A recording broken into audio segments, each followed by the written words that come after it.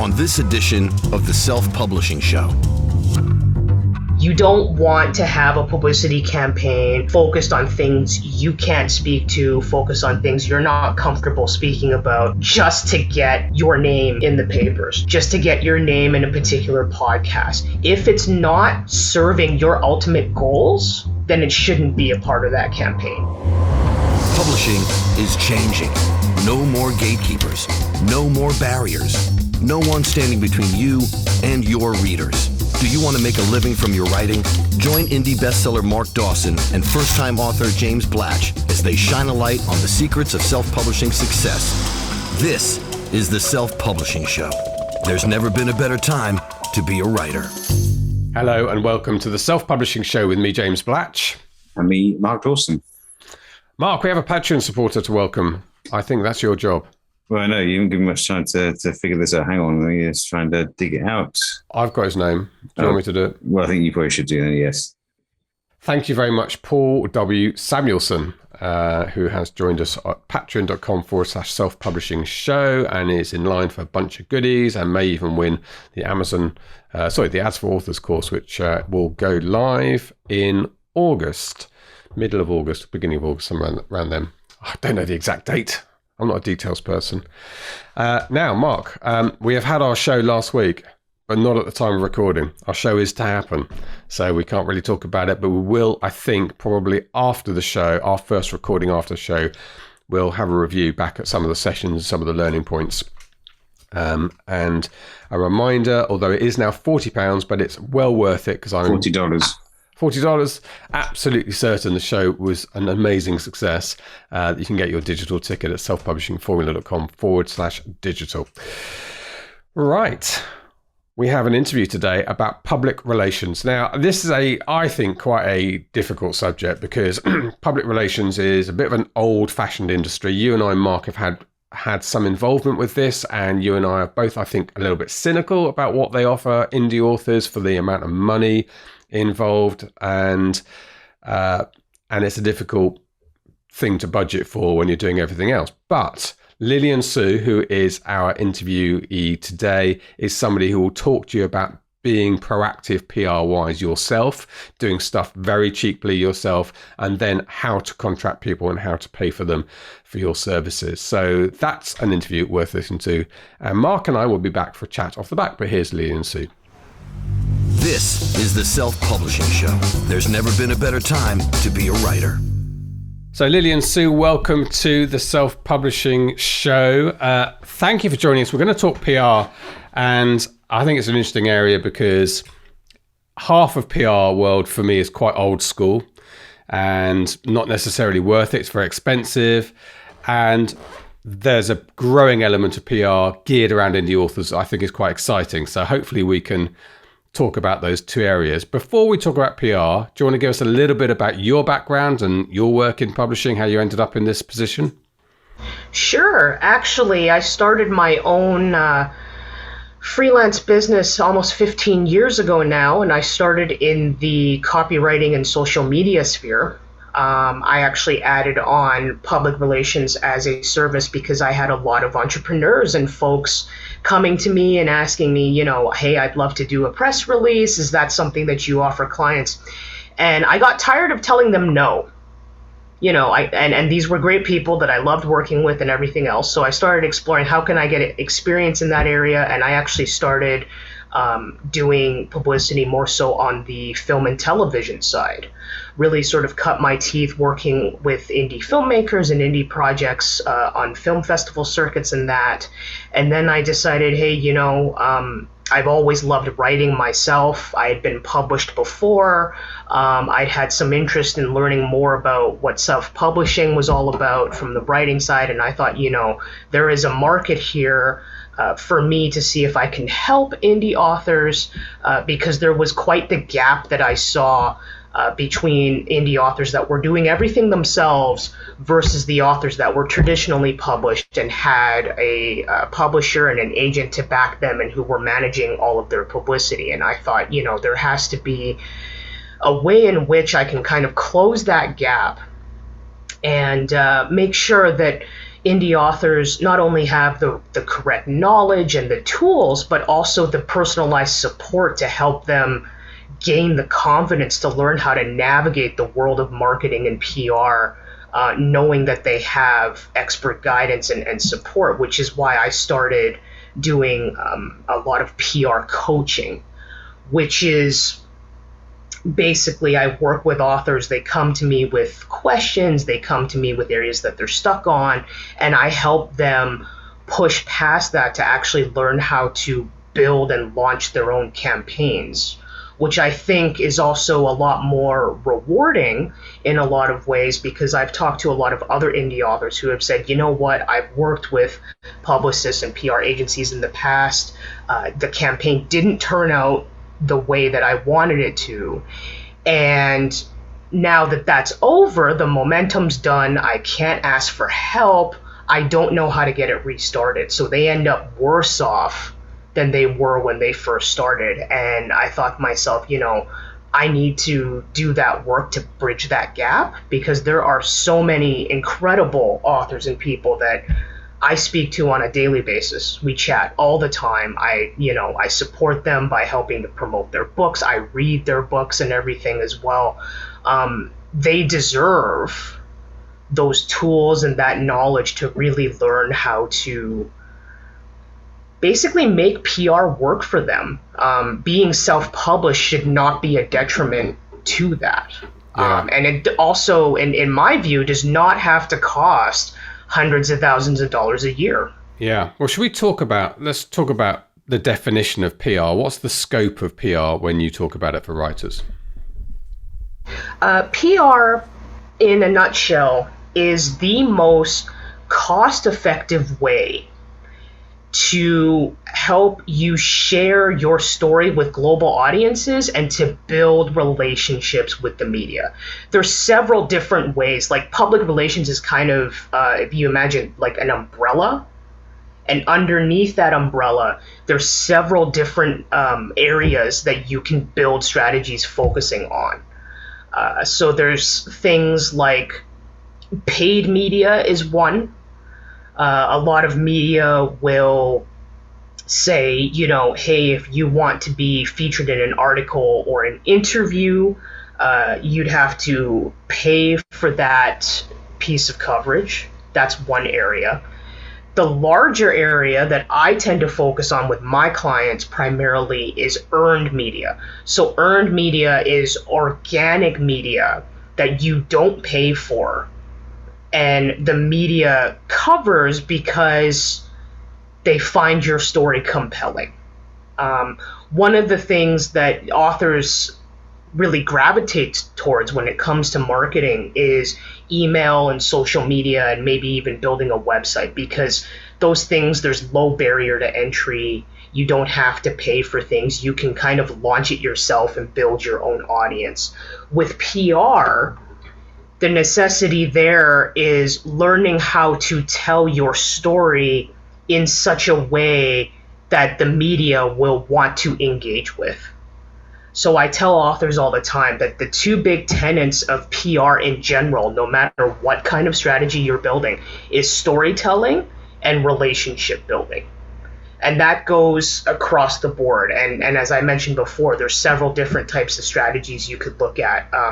Thought leadership is one that you can undertake if you are looking at, one of your goals is, hey, I want to present at book festivals and conferences. I want to be featured as a panelist. I want to have a table and have book signings there.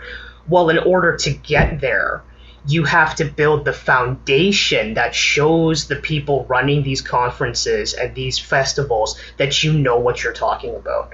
And thought leadership is the way to do that, by writing and doing video posts that share your insights, your knowledge, your experiences, to really showcase the fact that you're able to educate people about the writing process, about editing, about self-publishing, whatever it is.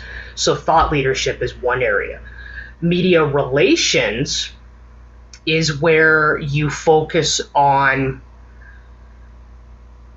obtaining reviews, getting those interviews, doing maybe collaborations with other authors, doing major events where you can collaborate with other industries, let's say, or other authors, other associations to really raise the profile and awareness of your book and yourself as an author. And you do that because you want to really raise the profile of your book beyond your own audiences. And by going by a framework that I tell authors, if you have no media experience, it really helps to kind of break it down this way. First, go with genre specific, then local, then international. Genre specific is a great place to start if you don't have media experience, you don't have experience doing interviews, because a lot of these podcasts might be smaller and they might have processes that will help you get more comfortable with answering interview questions, with working with different bloggers to do reviews, that sort of thing. But although they're smaller, the fact that they're genre specific means you're reaching your readers where they spend their time, because they're listening to these podcasts, they're reading these blogs, they're following these reviewers. So it's a great place to kind of cut your teeth in order to really build on that media experience. And then once you get comfortable, moving to the next tier up to do local media experience is about figuring out the angles of how can I appeal to, say, my local radio station, my local TV station. Am I doing an event where, partial proceeds from the sales of my books will go to fund a certain nonprofit, right? That will help improve the local community as well as raise awareness of my books, that sort of thing. And it really depends. The type of strategy that you build underneath public relations depends on really what your goals are. So if you're looking at building your reputation as an author and really standing out there as a great speaker and educating people, then thought leadership's the way to go. If you want to really focus on, raising awareness of your book and talking more about, why the themes of your book are important, why you wrote it, what you want audiences to get out of it, then media relations should be the focus. I tend to counsel authors that, if you don't really have media experience, it's good to kind of pick one direction to focus on. So prioritize which one of your goals you kind of want to work on meeting first. And then once you get the hang of it, you can really incorporate these things into a more well-rounded, robust strategy. You could be doing author signings and interviews and, book conferences. You could have your book in book boxes. You could be doing signings in bookstores all over the world, plus doing a conference circuit or a podcast circuit where you do these different interviews while you're on a media tour. But it's all about building incrementally, gaining that experience, getting comfortable, and really learning each step of the way how to make it work for you. And am I right in thinking that the thought leadership lends itself more to nonfiction, and maybe fiction authors trying to build a nonfiction business expertise, and media relations might work better for fiction authors, or am I wrong there? It's not necessarily the case, and I say this because both fiction and nonfiction authors have, there's certainly similarities, of course, in the experiences that they have and the knowledge that they gain, but there's also things that are really quite beneficial to their audiences, to readers, to aspiring writers who will be attending conferences and reading these blogs and trying to get more knowledge prior to writing their books. The media relations side can absolutely benefit both fiction and nonfiction authors, because both types of authors can speak to what inspired them to write the books. They can speak to centralized themes within their books. Where genre authors kind of have a little bit more leeway is talking about Things like world building is really big. Cultures that they've developed is really big. Maybe languages is really big. And that's kind of where they have a uniqueness that can really lend itself well to thought leadership, because you have so many aspiring authors in every genre who want to learn more about how to develop these things for their own books, and yet a lot of resources aren't readily available. And both sets of authors can really talk a lot about themes and experiences. I think that's an area that nonfiction authors tend to lean more into, whereas fiction authors tend to push that aside in favor of focusing more on their genre and the worlds that they've built. But it is a missed opportunity because there are a lot of industry associations, nonprofit organizations, groups, all of that sort of thing that would really benefit from having both nonfiction and fiction authors reach out to them, foster relationships, build collaborative partnerships, and tell them, tell their audiences why even a fiction book is worth examining on the topic of grief, right? Yeah. On the topic of mental health, as this month is Mental Health Awareness Month. So there's definitely opportunities on both sides, but it really comes down to how you narrow your focus. And when you are reaching out and attempting to foster connections with these different groups of people and different types of media, how you go about doing that. Okay. You mentioned at the beginning that the two tenets were storytelling and relationships. And I know straight away that a lot of authors listening to this will think storytelling, yeah, I can do that. Relationship building, we do seem to have a higher proportion of introverts. And I think Mark would say is introverted. I'm slightly introverted as well, surprisingly so, in the author community than we do in other communities. And I think some people will be a little bit frightened of the relationship building side of things. Is there a way of getting around that for those people who are uncomfortable thrusting their hand out and saying, hi, this is me? I understand that. It can be nerve-wracking in the sense that the first time you send out an email pitch, you've done your research, but you don't know this person. You don't have an existing relationship, and it can be nerve-wracking. So what I suggest to authors is look at how you've built your place in the writing community.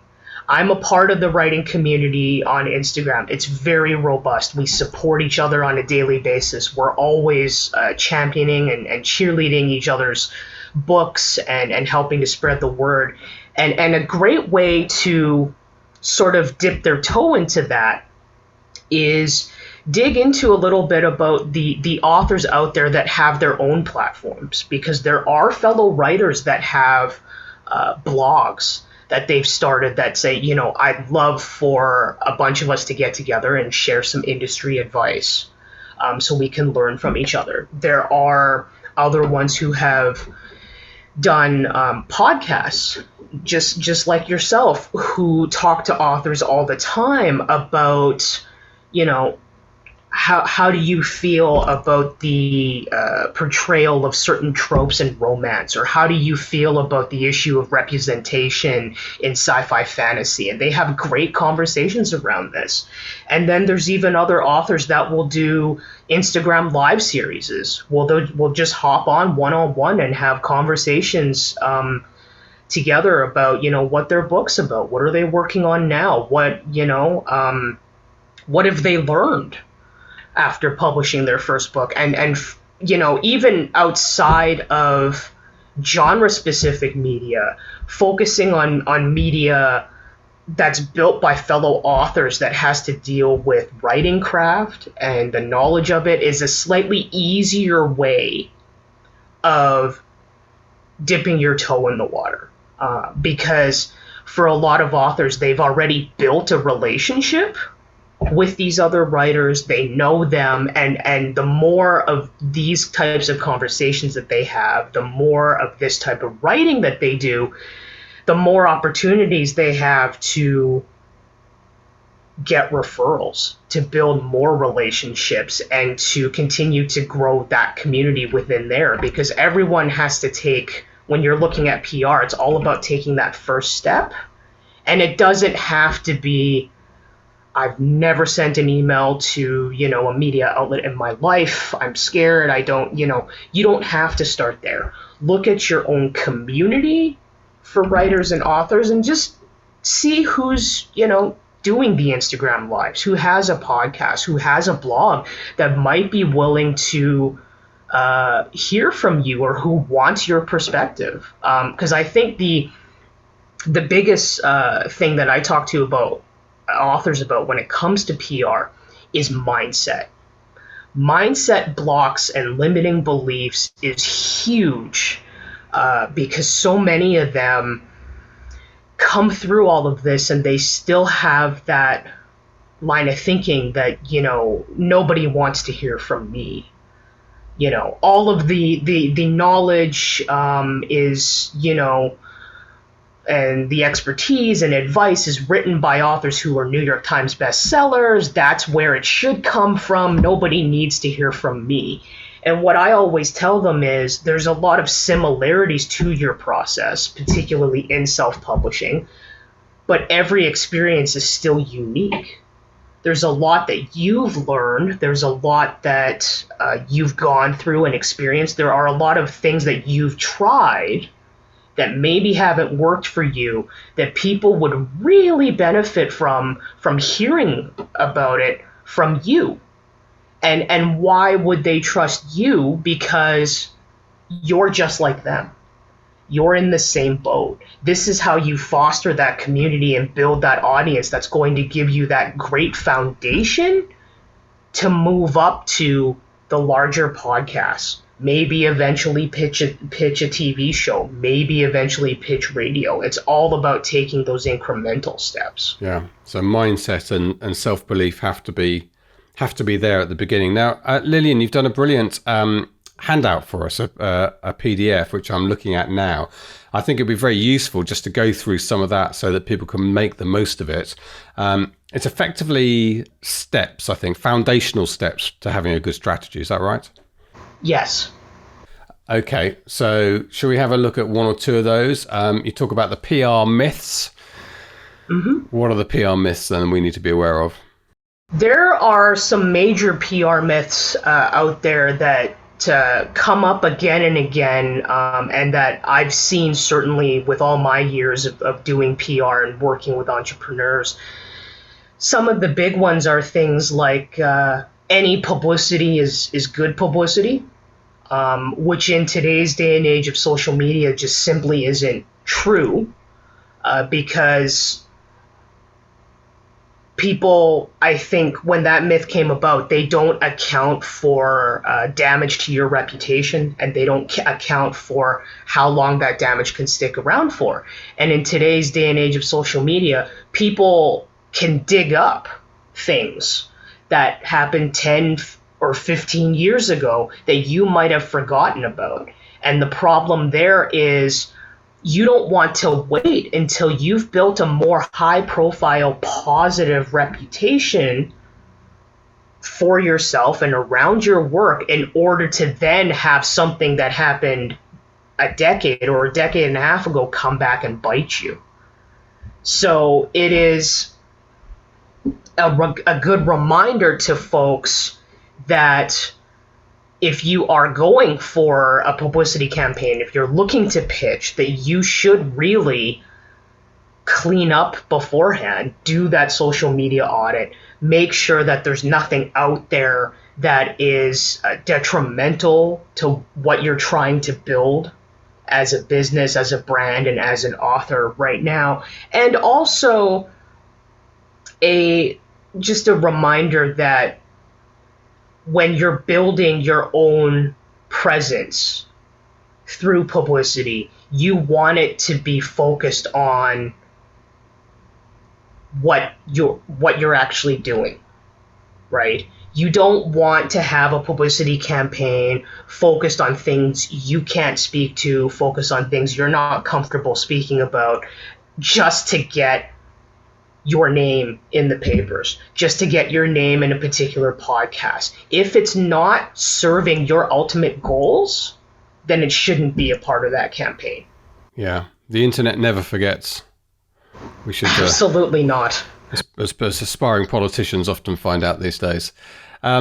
Okay, so I can see going through the handout, which, by the way, we'll give away on selfpublishingformula.com/PR to get this for free. I can see that you're encouraging people to explore what they start off thinking about PR. And I think I probably have a slightly negative experience having worked in PR before as a videographer, and finding myself working with this. You get some odd characters in the industry, and not everyone is, I think, as valuable to the client as others, and some are brilliant and some are not. And that's the problem with PR. It's slightly amorphous. Whereas I think what you're doing here is tightening it up a little bit. So expecting people to almost start with a negative feeling about PR. That seems to be how you framed this. Well, one of the reasons why I thought it was important to tackle that, and I do this in other free journal resources that I've created as well, is because it does keep coming up a lot. There is a lot of fear around it. There are a lot of misconceptions. There's a lot of beliefs that in order to get ahead, you have to have three things: an audience in the thousands, you have to have a lot of money, and you have to lie about what's going on in order to get ahead. These are the big three that has sort of cultivated surrounding PR going back decades, thanks to big oil and tobacco, right? That is the foundation that they built. And for myself, because I work with indie brands, indie entrepreneurs, authors, solopreneurs, I want to break it down back to their level and talk about, the fact is that if you have concrete goals in place, if you are confident on how you are positioning yourself, and if you are willing to learn more about how it works, then you don't need the audience in the thousands. You don't need, $100,000 a year to launch a good campaign, and you don't need to lie, because the storytelling component of it is really about being authentic and being you and figuring out, how to connect with people in not so many words. It's essentially the marketing PR version of writing your book blurb.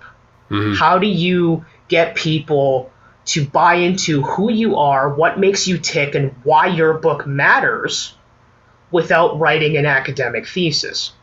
So these sorts of things I tend to focus on because it's really important to help them build their expectations going into a campaign. I have lost track of how many people have come up to me over the years, James, and said, I don't have any media experience, but I want to do the talk show circuit. Get me on Ellen DeGeneres, get me on Jimmy Fallon, get me on, Graham Norton, because that's what I want. And, it just does not work that way. You cannot go from 0 to 60 right away. Yeah.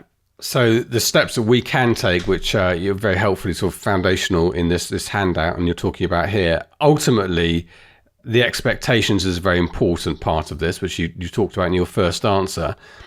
A lot of people listening to this won't be building a kind of an expertise thought leadership business. They'll be wanting to sell more copies of their romance series. Is this achievable with the level of PR that we have access to sell more books? I believe that it is an achievable goal, because you have to... I see the frustrations all the time about how they say, I put my book on sale and nothing's happening. My question to someone who says that is, are you putting it in front of the right audiences? Are you spending time where your audiences are spending time? And what the benefit, as I said before, of getting into these genre-specific review sites, doing interviews with them, going on these podcasts, is that you are reaching your readers. They're going to listen to what you have to say, read or watch what you have to say, and that's going to push them to, at the very least, check out what your book is about. And the grand rule of thumb when it comes to any marketing is people don't know what they don't know. And if you don't put it out there, then no one's ever going to know that you're out here. And it is, I never sugarcoat it to anybody who talks to me about it. It is work. It is work to put together that marketing strategy, to put together that PR strategy that's going to help you make those goals. But if you've done everything else under the sun, like your email, newsletters, the social media, building your website, and you're still not reaching the people that you want to reach, my question is, what do you have to lose by learning how to build this and launch it properly? Yeah. Well, Lilian, where can people get more information if they want to go beyond what we're handing out here and the PR from you? Best place to do that would be to follow me on Instagram at Lilian Sue, copywriter PR, all one word, because I'm there 5 days a week posting new tips and strategies and talking about how to push past mindset blocks and limiting beliefs and all of that, and how to do everything from, brainstorming how deep you want to go with your writer's biography to learning how to find the right people to reach while doing media contact research.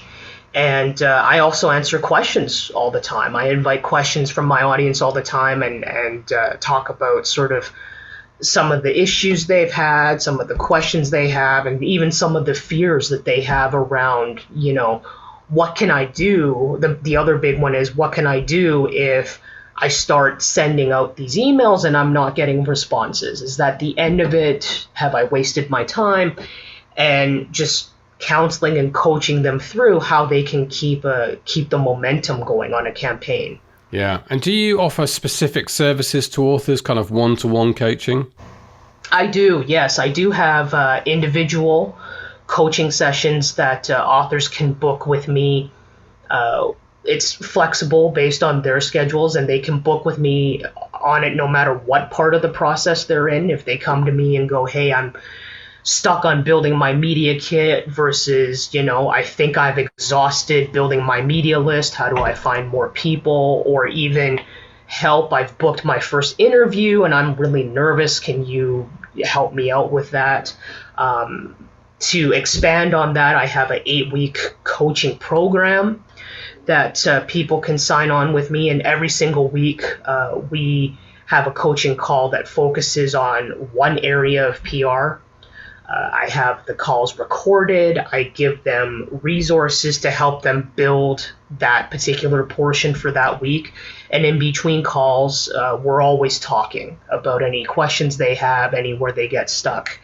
And then after that, for authors that want to have something that's a little bit more self-directed at their own pace, I have a PR course that is a hybrid model, actually, because in addition to going through each chapter and each lessons that has a video slideshow with templates and resources along with quizzes to help reinforce their learning, if they get stuck, they can actually book coaching calls with me in certain chapters that'll allow them to talk to me directly about what issues they're having with that particular chapter. And then lastly, for authors that might have a little bit of a bigger budget and maybe less time to kind of learn how to launch their first campaign, I also offer campaign services. So I will be the one to actually work with them to build the media kits, build the media lists, and actually manage the pitching and interview scheduling for them. I have heard from authors who like that option primarily because they tell me they want to see it done the right way the first time. and then they can go and go into coaching with me to see, to learn how to do it themselves. And then if they get stuck, they know that I'm there as a resource. Okay. Well, that's great, Lilian Sue. Thank you for joining us. I think it's a big area, and it's an area that's not very well understood. And I think one of the aims I wanted for this interview is to have a broad understanding of the area and the things we need to do to get started. I think that's what we've covered, particularly mindsets. So plenty of places to get more information. And just to say again, thank you very much for the handouts. Definitely worth it. selfpublishingformula.com/PR. Lilian Sue, thank you very much indeed. I think you've joined us from Canada. Is that right? Yes, Western Canada. Yep. Excellent. Oh, well, I hope you have looking forward to some nice warmer weather there, and it's been useful. Thank you for having me, James. I really appreciate that. And any time that, your listeners have more questions, feel free to send them my way, or, I'd love to have another chat down the road to get more into the different specifics of different definitely. areas as well. And I think there's definitely an interview to do there where we start from a point of view of, okay, let's start with the media kit, what's involved in it. And but it's time-wise, that's probably a whole interview, isn't it? And we can cover those specifics, but let's definitely do that. I would love to. Just let me know when you'd like to chat next, and I would love to come on again. Superb. Thank you very much, Liam. Thank you, James. This is the Self-Publishing Show. There's never been a better time to be a writer. There we go. Yes. So some practical advice on using public relations. I've got to be quite honest. I've never had a particularly fulfilling experience using PR, both for our show and for some of the book stuff. I know you have had some success. You've been in some pretty high profile magazines and newspapers. Is that a result of your spend on PR, Mark? Now and again, it's. I haven't listened to the interview either, so I'm not. Well, I'm not going to comment on what was said because I don't know what was said. So, just as a general position for me, I don't think PR is something that I would recommend to most authors. It can be quite expensive, and typically there are no kind of indications of the contract won't be pegged to any degree of success. So you're you're putting someone on retainer usually, and the idea is that they get you press, but they're paid anyway.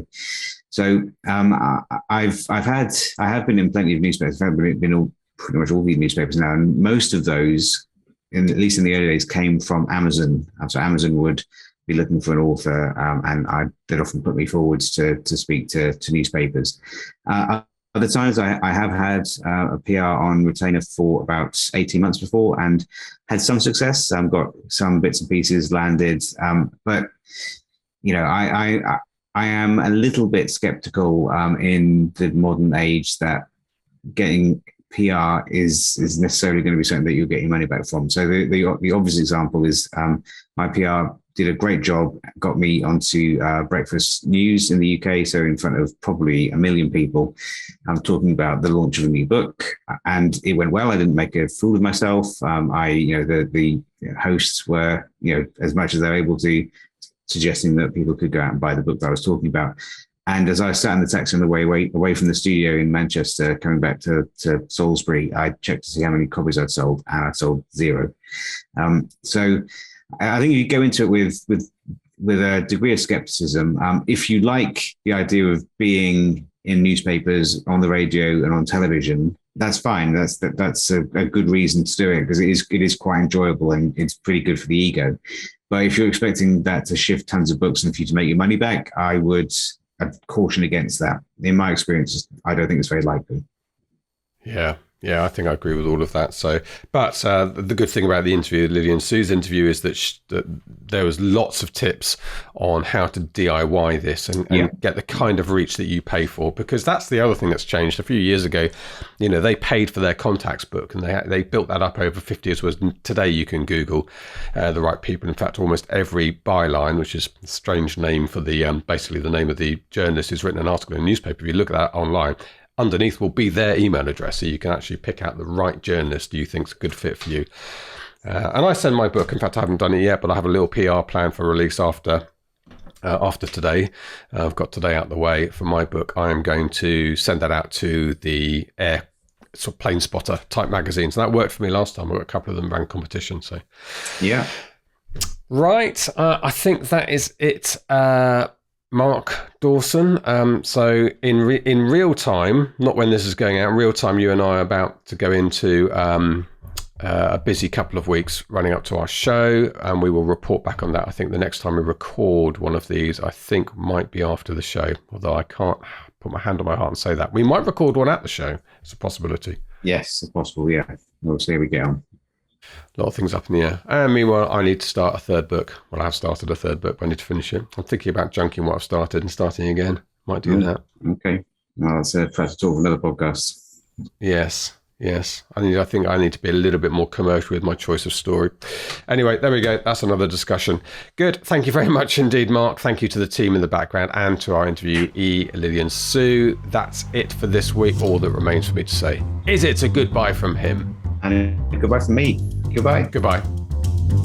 Get show notes, the podcast archive, and free resources to boost your writing career at selfpublishingshow.com. Join our thriving Facebook group at selfpublishingshow.com/Facebook. Support the show at patreon.com/selfpublishingshow. And join us next week for more help and inspiration so that you can make your mark as a successful indie author. Publishing is changing, so get your words into the world and join the revolution with the Self-Publishing Show.